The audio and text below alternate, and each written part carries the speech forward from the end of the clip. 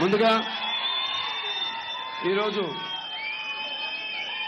First frame entertainments విపో Srinivas గారు సమర్పించిన, రాజీవ్ రెడ్డి గారు, సాయిబాబా గారు నిర్మించిన, క్రిష్ గారు జాగర్లముడి దర్శకత్వం వహించిన గౌతమి పుత్ర శాతకర్ణి ఇవాళ ట్రైలర్ లాంచ్కి ఇచ్చేసిన ప్రేక్షక దేవుళ్లకు, నా అభిమానులకు,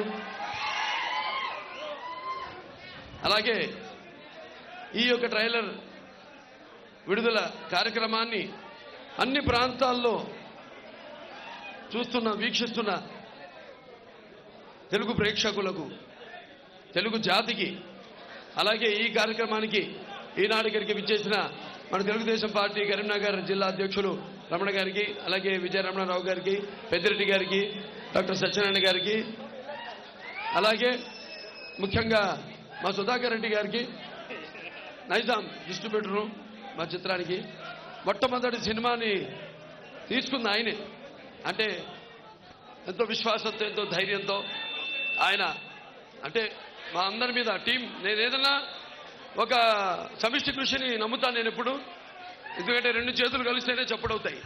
అలాగే ఎంతోమంది అతిరిత మహారథులు, ఇక్కడ సాయి మాధవ్ గారు ఉన్నారు, అద్భుతమైన సంభాషణల్ని రాయడం జరిగింది. ఇవాళ ఆయన జన్మదినం కూడా మీకు నా జన్మదిన శుభాకాంక్షలు తెలియజేసుకుంటున్నానండి. అలాగే పాత్రికేయులందరికీ, మిగతా ఈ థియేటర్ యాజమాన్యం శ్రీనివాస్ గారికి, అలాగే మేనేజర్ కమలాకర్ గారికి, అందరు కూడా పేరు పేరున ప్రతి ఒక్కరు కూడా నా హృదయపూర్వక కళాభివందనాలు తెలియజేసుకుంటున్నాను. చాలా సంతోషంగా ఉంది. ఎందుకంటే ముఖ్యంగా ఇక్కడ కరీంనగర్లో ఇది చేయడం, ఇక్కడ కోటిలింగాల వాళ్ళు పొద్దున వెళ్ళడం జరిగింది. అక్కడ స్వామి దర్శనం చేసుకుని, పార్వతీ సమేత ఈశ్వరుడి దర్శనం చేసుకుని ఆ తర్వాత ఈ లాంచ్ చేయడం జరిగింది ఈ ట్రైలర్. మరి ఆయన అమ్మగారు గౌతమి గారు పుట్టిన ఊరు కోట్లింగాల, అటువంటిది ఆవిడ ఇక్కడ పురుడు పోసుకుని మరి ఇక్కడ తన బాల్యమంతా గడిపి గౌతమి పుత్ర శాతకర్ణి, మరి ఆ తర్వాత ఇక్కడి నుంచి తన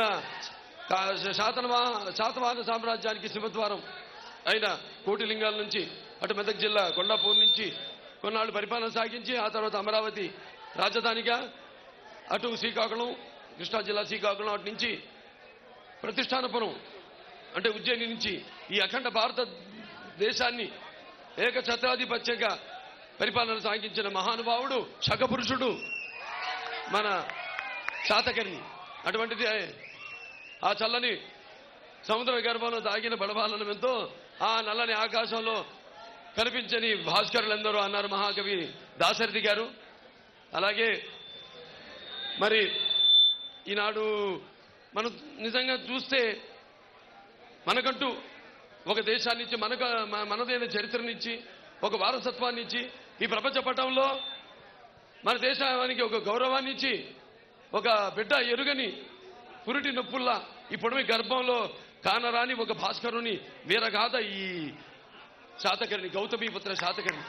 మరి ఒక తెలుగు బిడ్డగా, అలాగే ప్రపంచవ్యాప్తంగా తన వెన్నముక్క మీద తెలుగు జెండాని ఎగురవేసిన నందమూరి తారక రామారావు గారి వారసుడిగా ఈ యొక్క కథని చాటి చెప్పడం నా ధర్మంగా భావించాను. అనుకోకుండా కాకతాళీయమో యాదృచ్ఛికమో మరి ఆనాడు నేను 99 సినిమాలు చేస్తున్నాను. నా 100వ సినిమా ఏం చేయాలా అని కథలు వింటున్నాను. కొన్ని నచ్చలేదు, కొన్ని నేను అనుకున్న రేంజ్కి, నేను అనుకున్న స్థాయికి, ఏదైతే నా ప్రేక్షకులు, నా అభిమానులు కోరుకునే స్థాయికి రాలేదు అని సతమతమవుతున్న సమయంలో మరి క్రిష్ గారు రావడం, అంతకుముందు మాకు పెద్ద పరిచయం కూడా లేదు. మమ్మల్ని అందరినీ దేవుడే కలిపాడు. అది నేను ఎప్పుడు చెప్తుంటాను, ఎన్నో సందర్భాల్లో. అన్ని కాకతాళీయంగా అదృశ్యంగా జరుగుతుంటాయి నా జీవితంలో. అప్పుడు డాక్టర్ వేషం అయ్యి అంటే నిజంగా నేను అందరూ అంటుంటారు డాక్టర్ని అవుదామని, యాక్టర్ అయ్యానని. నేను అలా ఎప్పుడు అనుకోలేదు, యాక్టర్నే అవుదాం అనుకున్నాను. అటువంటి ఎప్పుడు మరి ఒక సినిమాలో ఓ డాక్టర్గా చేసినప్పుడు బసతారక ఇండో అమెరికన్ క్యాన్సర్ హాస్పిటల్కి చైర్మన్ అవ్వడం జరిగింది. అలాగే శ్రీరామరాజ్యం చేయడం, అటు ఒక లెజెండ్ సినిమా చేయడం, ఆ తర్వాత హిందూపూర్ శాసనసభ్యుడిగా నేను ఎన్నిక కావడము, అలాగే ఈ 100వ సినిమా ఏం చేయాలా అని నాలో నేను సతమతమవుతున్న సమయంలో రావడం, ఆ చిత్రాన్ని అడగడం వెంటనే ఇక వెనక. ఎందుకంటే చారిత్రాత్మకంగా ఆయన గురించి మన దురదృష్టం ఏంటంటే చాలా తక్కువ చరిత్ర ఉంది ఆయన గురించి. ఎందుకంటే అప్పటికి ఎప్పుడు శంఖపురుషుడు అన్నానంటే ఈ జంబూద్వీప కాలమాన పట్టికలో ఆయన ఎప్పుడైతే సింహాసనాన్ని అధిష్ఠించాడో అప్పుడే మనకి ఆ రోజు ఉగాది పండుగను మనం జరుపుకుంటాం. మన రాష్ట్రాల్లోనే కాదు, మన ఆంధ్ర తెలంగాణ రాష్ట్రాల్లోనే కాదు, యావత్ భారతదేశంలో మహారాష్ట్రలో గుడిపాడవ అని, అలాగే మణిపూర్లో, లేకపోతే విదేశాల్లో కూడా మారిషస్, బాలి దీవుల్లో కూడా ఈయన పేరు చెప్పుకునే శాతవాహన శకం అని చెప్పుకుని బయలుదేరుతారు. నాకు తెలిసింది మూడు శకాలు. ఒకటి శాలివాహన శకం, రెండోది స్వతంత్ర పోరాటం, మనకు స్వాతంత్రం సిద్ధించడం, మూడోది నాకు తెలిసింది ఎన్టీ రామారావు గారు రాజకీయాల్లోకి ప్రవేశించడం. మరి రామారావు గారు ఎన్నో మరి వెనకబడిన 9 మాసాలకే పార్టీ పెట్టి 9 మాసాలకే అధికారంలోకి వచ్చి మరి ఈ అధికారంలో ఉన్న పదవులకు దూరంగా ఉన్న బడుగు బలహీన వర్గాల వెనుకబడిన తరగతులు అలాగే మైనారిటీలందరూ కూడా చేయూతనిచ్చి వాళ్ళని అధికార పీఠం మీద కూర్చోబెట్టిన మహానుభావుడు నందమూరి తారక రామారావు గారు. మరి ఇక్కడ తెలంగాణ జిల్లా, ఈ తెలంగాణ రాష్ట్రానికి వస్తే అప్పుడు ఉమ్మడి రాష్ట్రంగా ఉన్నప్పుడు ఆయన చేసిన ఎన్నో సంస్కరణలు. ఇక్కడ పోలీస్ పటేల్ పట్వారీ ఈ యొక్క వ్యవస్థను నిర్మూలించడం, మాండలిక వ్యవస్థను తీసుకురావడం, అలాగే 610 జియో దాని ద్వారా ఇక్కడ స్థానికులకి ఎక్కడ వాళ్ళకి అక్కడే ఉద్యోగాలు కల్పించే అవకాశం ఇవన్నీ కల్పించడం జరిగింది. మరి ఈరోజు ఇటువంటి చిత్రాన్ని చేసినందుకు నిజంగా అద్భుతం, ఒక అనిర్వచనీయమైన అనుభూతి, ఆనందం మాటల్లో. అంటే ఇప్పుడు మీరు చూసే ట్రైలరు, నేను కూడా ఇదే మొదటిసారి చూడటం ట్రైలర్ని. అందుకే నా ప్రేక్షక దేవుళ్ళ మధ్యలో కూర్చుని ఈ యొక్క ట్రైలర్ని చూద్దాం అని మరి నాన్నగారు ఆనాడు నిర్వచనం ఇచ్చారు. ప్రజాస్వామ్యానికి కొత్త నిర్వచనం ఇచ్చారు. అలాగే ప్రజల దేవుడు, సమాజం దేవాలయం, నేను అందులో అర్చకుండని. మరి ఆ మహానుభావులు ఎన్టీఆర్ అంటే అందరూ అనుకున్నట్టు కేవలం నందమూరి తారక రామారావు గారిని మాత్రమే అనుకోను. ఎన్నంటే నటనాలయం, ఆయన ఇల్లే ఒక నటనాలయం. అందులో ఆయన నటరాజ నరసింహుడు. టీ అంటే తార మండలంలోని తారక ధ్రువతారకుడు. ఆర్ అంటే రాజర్షి, రారాజు, రాజకీయ దురంధర యుగంధరుడు, రమణీయ రమ్య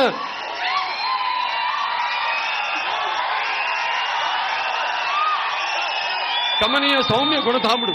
అందుకే ఆయన అందరి గుండెల్లో నిండుగా మెండుగా ఉండి మనకిప్పుడు ఆరాధ్యుడు అయినాడు నందమూరి తారక రామారావు గారు. పరివర్తిని సంసారే మృత కోవన జాయితే సజాతం ఏన జాతేన యాతి వంశ సమున్నతి అంటారు. అంటే కేవలం పుట్టినవాడు గిట్టక తప్పదు.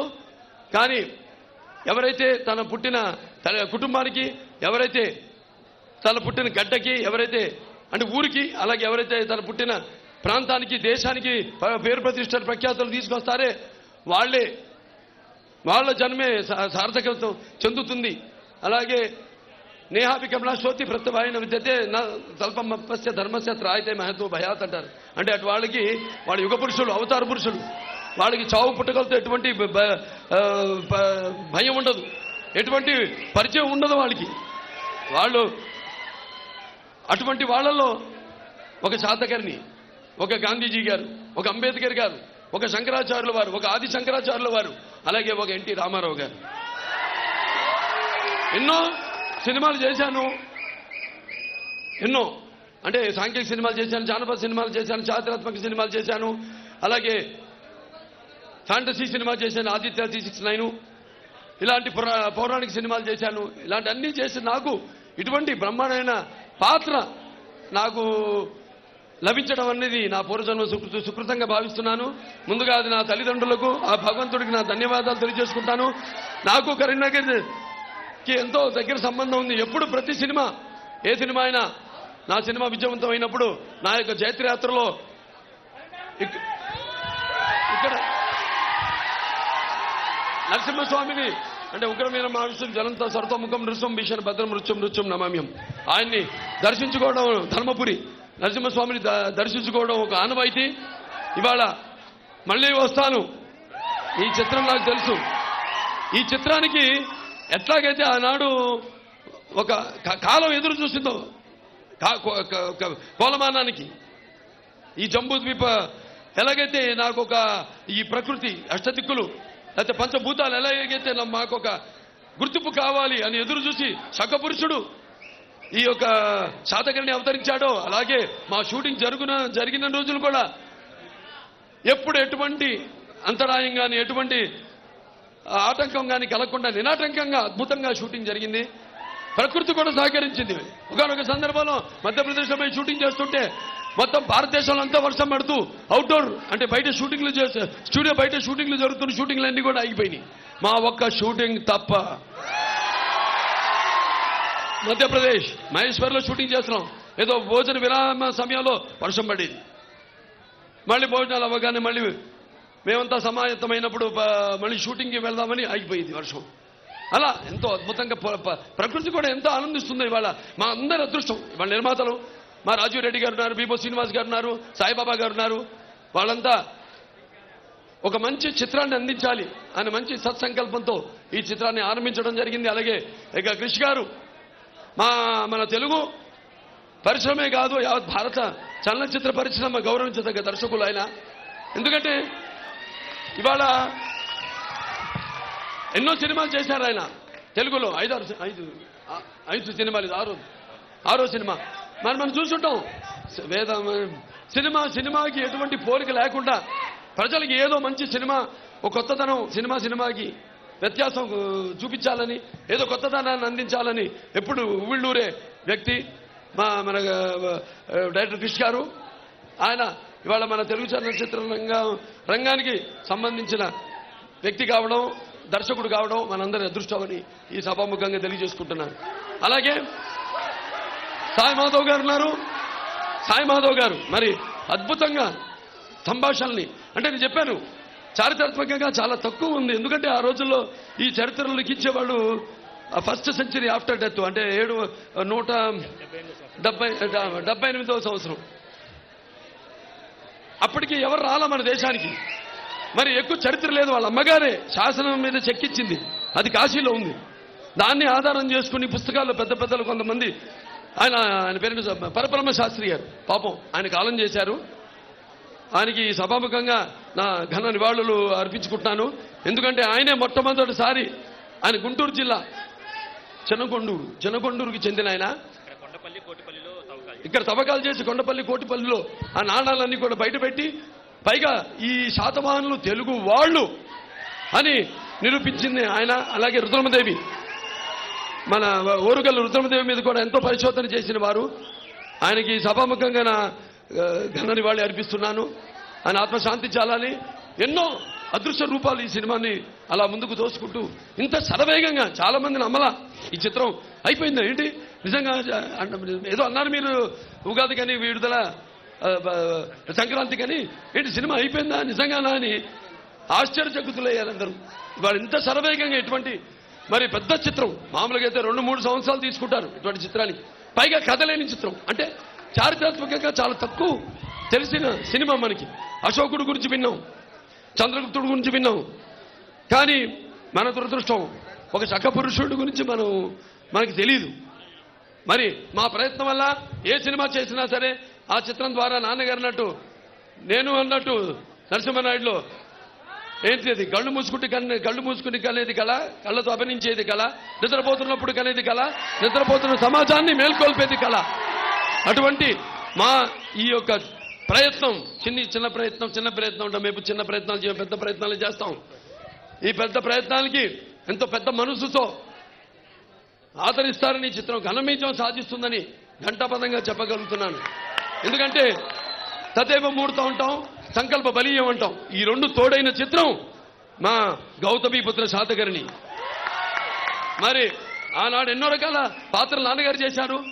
ఎన్నో ప్రజల మీద నమ్మకంతో ఆదరిస్తారని మనం ప్రయత్నం చేయాలి. దేశం నీకేం చేసిందని కాదు, నువ్వు దేశానికి ఏం చేశావన్నది.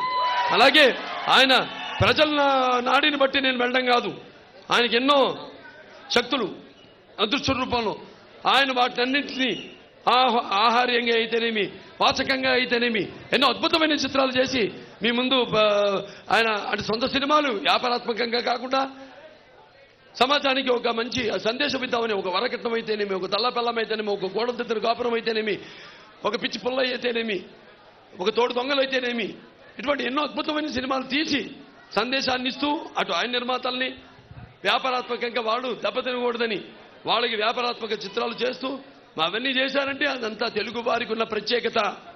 ఇంకే భాషలో ఉన్నారు చెప్పండి,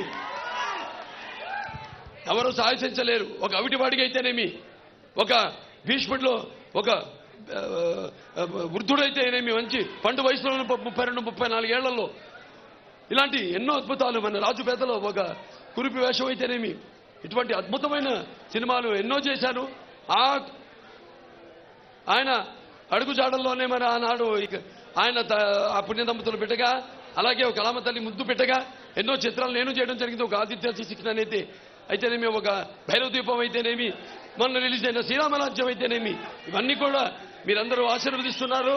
అందుకే అంటుంటాను, ఎవరైనా నువ్వంటే కాకతీయ కత్తులు కథ తొక్కిన ఓరుగల్లును కంట చూసినప్పుడు నేను తెలంగాణ సీమ సింహాన్ని, పల్నాటి బాలచంద్రుడు పేగులు మూటగట్టుకుని అడుగుపెట్టిన మరి గడ్డ మీద అడుగు పెట్టినప్పుడు పల్నాటి సీమ సింహాన్ని, అలాగే మన బొబ్బిలి సింహం, బొబ్బిలి పులి తాండ్ర పాపరాయుడిని ఉద్వేగాంతానికి తలుచుకున్నప్పుడు నేను బొబ్బిలి సీమ సింహాన్ని, అలాగే వేటగొడ వల్ల నాటు బాంబుల హింసావాదులను కన్నెర్ర చేసి చూసినప్పుడు నేను రాయలసీమ సింహాన్ని. మొత్తంగా రామ తారక పుత్ర నందమూరి బాలకృష్ణని, నాకున్న జ్ఞాన సంపదలలో బ్రాహ్మణుణ్ణి, ఐశ్వర్యంలో వైశ్యుడిని, మంచికి మాలని, మంచి చేతులు తిరిగే మాదిగని, కష్టాన్ని నమ్ముకున్న కమ్మరిని, కొమ్మరిని, కంసాలని, రజకుడిని, నాయ బ్రాహ్మణుణ్ణి, కల్మషం లేని యాదవుణ్ణి, ఆపదలో ఆదుకుని వెలమని, వ్యక్తిత్వంలో రాజుని, అమ్మను మరిపించే కమ్మని, పౌరుషంలో రెడ్డిని, ముతబలలో కాపుని, అన్ని కులాలు ఆదరించే మీ బాలకృష్ణయ్యాని.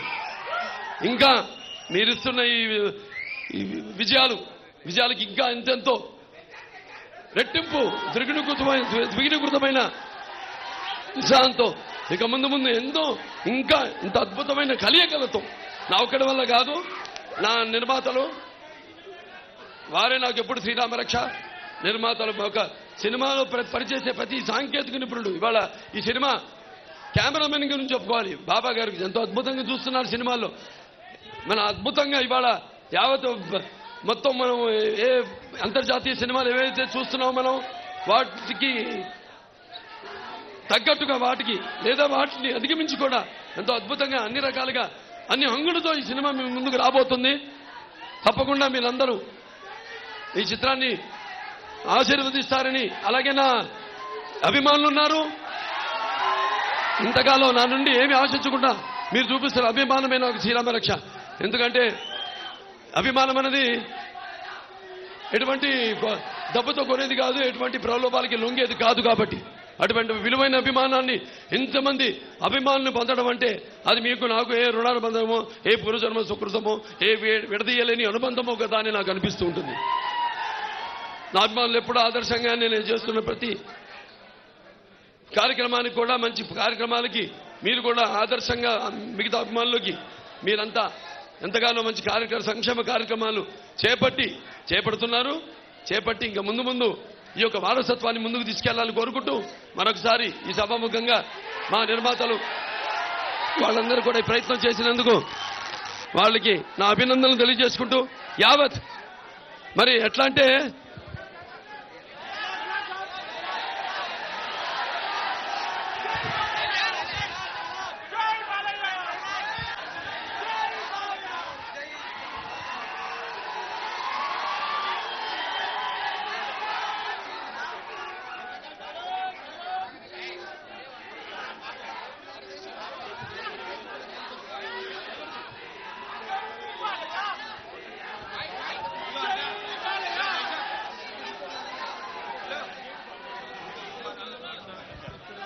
నూతన నిర్మాణమైన భారత రాజ్యాంగాన్ని పరదేశీయుల నెతృత్వ ప్రక్షాళన చేద్దాం. దొరికిన వాళ్ళను తురుముదాం, దొరకని వాళ్ళని తరుముదాం. ఏది ఏమైనా దేశం మీసం తిప్పుదాం. అంగ కళింగ కదంబ కలబర కోసల కుంతల కొంకణ విదర్భ అవంతి అనూప వీర అపరాంత కుకురు అకర అసక అస్మిక ములక మాలవ మహిష మగధ చేరో చోట్య పాండ్య సౌరాష్ట్ర సహితంగా ఒకే ప్రాంతం ఒకే రాజ్యంగా మొత్తం ఈ భారతదేశాన్ని పరిపాలించిన మన గౌతమిపుత్ర శాతకర్ణి గారికి మనమందరం కూడా ముఖ్యంగా ఈ కోటిలింగాలకి చరిత్ర ఎంతో రుణపడి ఉంది. ఎందుకంటే ఎప్పుడైతే ఆయన పేగును తల్లి పేగు కోశారో ఒక భారతదేశానికి ఒక జన్మనిచ్చింది. కోటిలింగాల ఎప్పుడైతే పురిటి నొప్పుతో ఆయన అరిచాడో అప్పుడే మన దేశానికి ఒక ఉనికి తీసుకొచ్చింది. కాబట్టి ఈ కోటిలింగాలకు చరిత్ర ఎంతో రుణపడి ఉంది. అందరూ కూడా ఎందరో పరిశోధనలు చేశారు ఆయన మీద. వాళ్ళందరికీ నా అభినందనలు కృతజ్ఞతలు తెలియజేసుకుంటూ మరొకసారి ఈ కార్యక్రమాన్ని ఇంత ఘన విజయం చేయడానికి చేసిన ప్రేక్షక దేవుళ్లకు, నా అభిమానులకు, కరీంనగర్ ఈ యొక్క పట్టణ పుర ప్రముఖులకు, పాత్రికేయులకు, పోలీస్ సిబ్బందికి అందరూ కూడా నా కృతజ్ఞతలు తెలియజేసుకుంటూ నేను సెలవు తీసుకుంటున్నాను.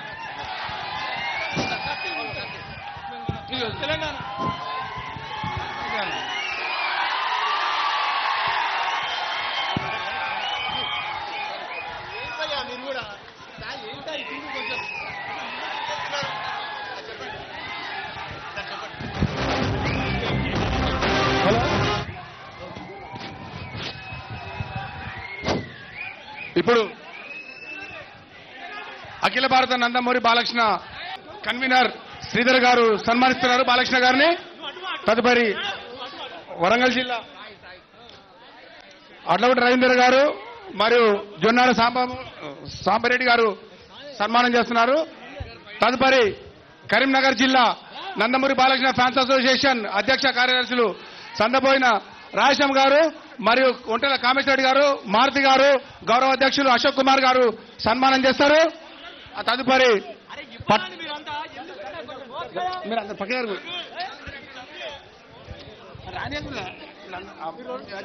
హలో కృష్ణ కుమార్ గారు ఇప్పుడు కరీంనగర్ జిల్లా అధ్యక్ష కార్యదర్శులు సందబోయిన రాజశం గారు, ఒంటెల కామేశ్వరరెడ్డి గారు సన్మానం చేస్తున్నారు బాలయ్య గారిని.